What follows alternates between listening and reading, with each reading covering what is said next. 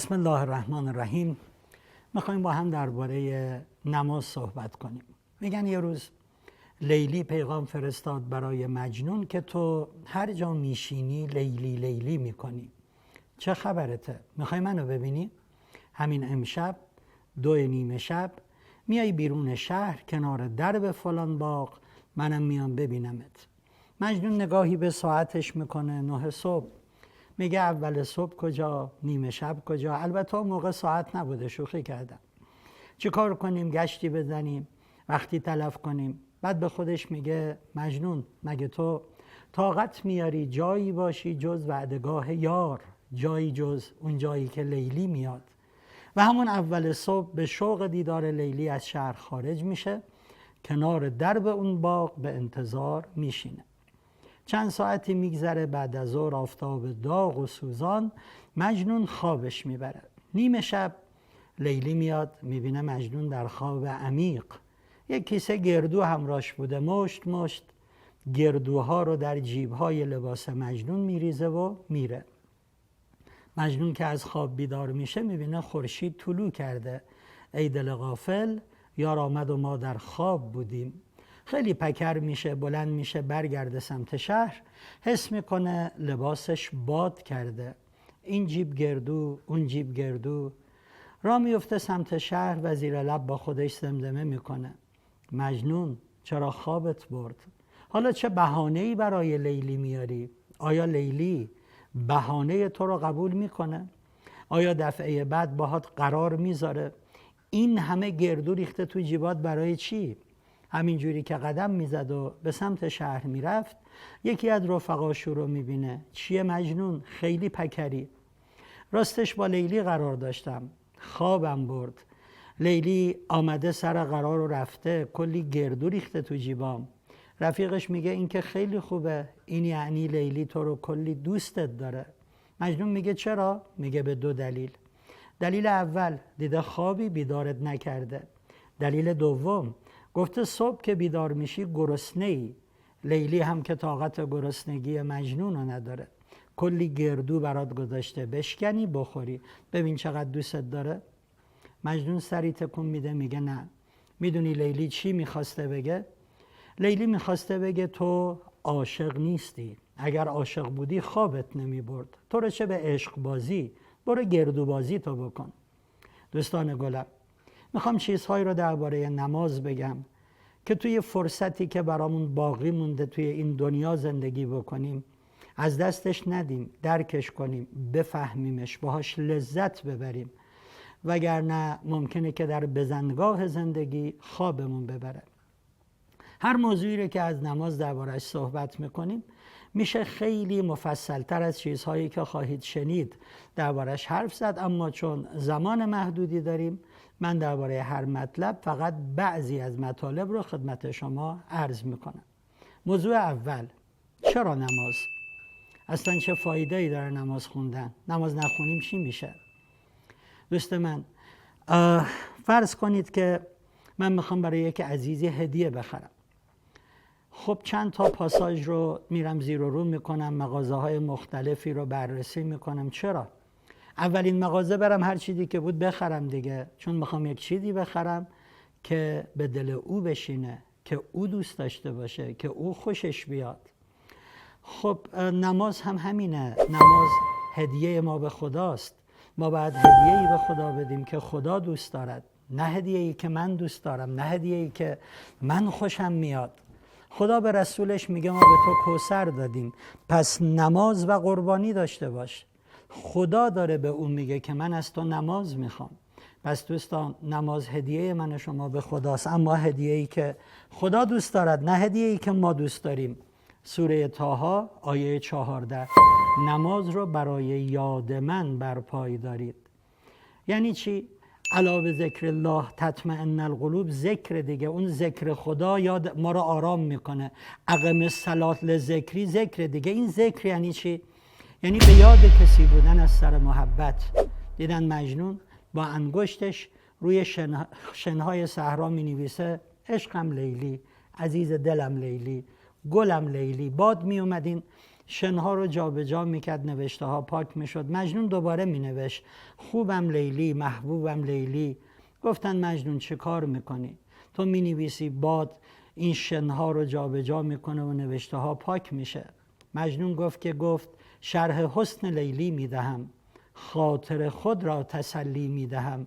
چون میسر نیست بر من کام او، عشق بازی میکنم با نام او. مجنون ذاکر لیلیه. نماز در واقع به تعبیر قرآن ذکر پروردگار برای ما که باید عاشق خدای خودمون باشیم. دیدین اونایی که نامزد میکنن مدام به هم پیام میدن، مدام به هم زنگ میزنن. خب اینا که 24 ساعت به فکر همدیگه هستن، اما یک زمانهای خاصی رو میداریم برای اینکه تلفنی با هم صحبت کنیم، یک زمانهای خاصی رو میداریم برای اینکه تبادل پیامک بکنیم. نماز یعنی گذاشتن زمانهای خاص برای اینکه ما ارتباط دلنشینی با محبوب آسمانیمون برقرار بکنیم. دوستان چرا نماز میخونیم؟ دلیلش اینه که میخوایم به خدا بگیم ما ذاکر توییم، عاشق توییم. یه آقایی هست به اسم ابوالحسن هاشمی، سید ابوالحسن هاشمی. داستان زندگی بسیار زیبایی داره. توی قبرستان ابو حسین قومشون دفن. من هر وقت میرم قم سری بهشون میزنم. ایشون میگه که یک جوان کفتربازی بود توی یک محله، مدام روی پشت بوم کفتربازی میکرد. مردم فکر میکردن میره خونه اونها رو نگاه کنه. خیلی بهش تذکر میدادن جوان نرو روی پشت بوم. میگفت من کاری با خونه شماها ندارم، من اون بالا با کبوترام کیف میکنم. رفتن امنیه اون روز، کلانتری امروز، شکایت کردن. مامورا اومدن گرفتن بردنش، 1-2 ساعت حبسش کردن. بعد آزادش کردن، تعهد کتبی داد من دیگه روی پشت بام نمیرم. از کلانتری، از امنیه آزاد شد، رفت روی پشت بام. اومدن جوانای محل گفتن اینجوری نمیشه، ناموس ما در خطره. تو کوچه تا میخورد زدنش، خونین و مالین شد. رفت روی پشت بام. مردم دوباره رفتن امنیه شکایت کردن، ریختن تو خونهشون، کبوترها رو سر بریدن. رفت بازار، چند تا کبوتر دیگه خرید، رفت روی پشت بام. مردم دیدن هر کاری که میکنن این جوان دست بردار نیست. میرن پیش سید ابوالحسن هاشمی، میگن آقا که ایشون یک تاجری بوده و خیلی آدم مؤمنی بوده، میگن ما شما رو قبول داریم، شما بیا برو از طرف ما با این جوان حرف بزن، هر چی بهش میگیم گوش این بدهکار نیست. میگه من رفتم پیش اون جوان، بهش گفتم جوان مگه تو دیوانه ای؟ گفت ببخشید شما؟ گفتم بنده خدا. گفت که چرا دروغ میگی؟ گفتم دروغ میگم. گفت آره من عاشق کبوترامم، من برای کبوترام کتک خوردم، من برای کبوترام خونین و مالین شدم، برای کبوترام بازداشت شدم، زندان رفتم، تعهد دادم، انگشت نما شدن، ریختن تو خونمون. من شبا که میخوابم آخرین چیزی که میگم کفترام، بیهوش میشم. صبح که بیدار میشم چشمم رو باز میکنم میگم کفترام و وارد روزم، آغاز روزم میشم. من نصف شب بلند میشم یه سری به کبوترام میزنم ببینم حالشون خوبه، آرام میگیرم. کبوترام تو آسمون که پر میکشن من باهاشون پر میکشم. تو بنده خدایی، چرا دروغ میگی؟ تو حاضری برای خدات کتک بخوری؟ حاضری برای خدات خونین و مالین بشی؟ حاضری برای خدات بازداشتت کنن؟ حاضری برای خدات تهمت بهت بزنن؟ سید ابوالحسن هاشمی میگه من اصلا حالم بد شد، مغازه رو تعطیل کردم، رفتم خونه مریض شدم، چون این جوون به من یاد داد تو کجا عشق کجا. چند روزی توی خونه افتادم در بستر بیماری، تجارت رو رها کردم و کلا رفتم درس دین رو خوندم. دوستان ایشون میگه که در تلاقی نفسها گاهی وقتا برکتی است که در هیچ کتاب و نوشته‌ای پیدا نمی‌شود. این تلاقی یک اتفاقش در نمازه، یک ارتباطش در نمازه. چرا نماز میخوانیم؟ چون خدا میگه اقم الصلاة لذکری، میگه نماز بخون برای اینکه به یاد من باشی. میخوایم بگیم یک زمان ویژه میذاریم برای اینکه بگیم خدایا ما به یاد شما هستیم.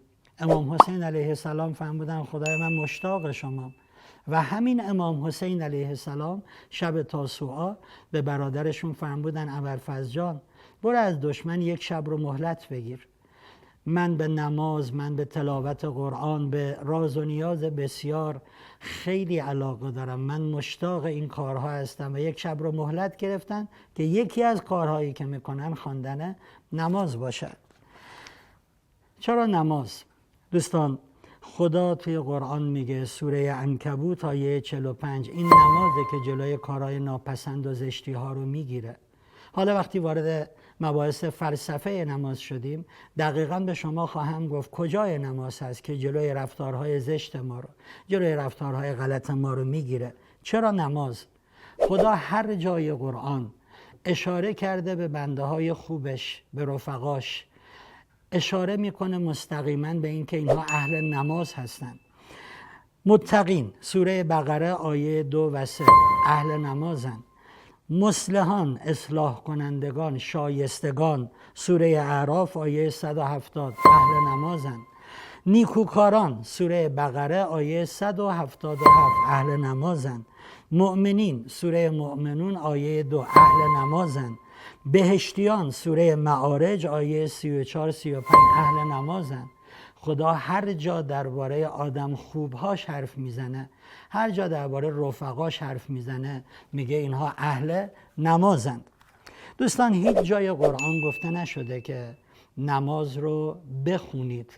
خدا در قرآن مدام اشاره کرده که نماز رو اقامه کنید. اقامه کردن یعنی چی؟ علامه طباطبایی فرمودن یعنی برپا داشتن یک چیز به شکلی که همه اصولش، همه خواصش در واقع پدیدار بشه، دیده بشه و هیچ اثر و خاصیتی از اون پنهان نمونه. خب وقتی میگیم نماز رو باید اقامه کرد، میبینیم خود علامه طباطبایی مثال میزنن مثل اقامه عدل. یعنی انقدر این عدل در جامعه ساری و جاری بشه که هیچ کس نگه آقا من مورد بیعدلی قرار گرفتم، به من ظلم شده.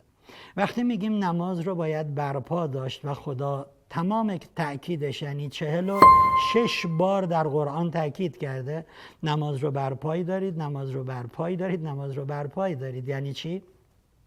یعنی نماز به شما درس و پیام هایی رو میده که باید با این درس و پیام ها زندگی بکنید، آثار اونها در زندگی شما پدیدار بشه و هیچ کدوم از آثار نماز مخفی و پنهان نباشد. خب وقتی که میگیم نماز رو برپای دارید یعنی اینکه با نماز زندگی کنیم، یعنی اینکه جامعه ما جامعه‌ای باشد که همه پیام‌ها و درس‌های نماز رو به کار میگیره و ازش استفاده میکنه و میشود جامعه آرمانی، میشه مدینه فاضله، میشه یوتوپیا. چرا؟ وقتی درباره فلسفه نماز صحبت کردیم میبینیم که چگونه نماز آرمانسازی میکنه. دوستان، آقا علی علیه السلام فرمودن از نمازتون به خوبی مراقبت کنید و تو محافظت از نمازتون خیلی بکوشید. بعد جالب کلمه ای که به کار میبرن تعاهدوه. تعاهد یعنی چی توی زبان عربی؟ یعنی سرکشی کردن، اصلاح کردن. بعد مثال میزنن، میگن مثلا کسی که یک مزرعه داره مدام میره به اون کشتزارش، به اون چیزی که کاشته سرکشی میکنه، اگه نیاز به سمپاشی باشه سمپاشی میکنه، رسیدگی میکنه که این محصول به بار بشینه.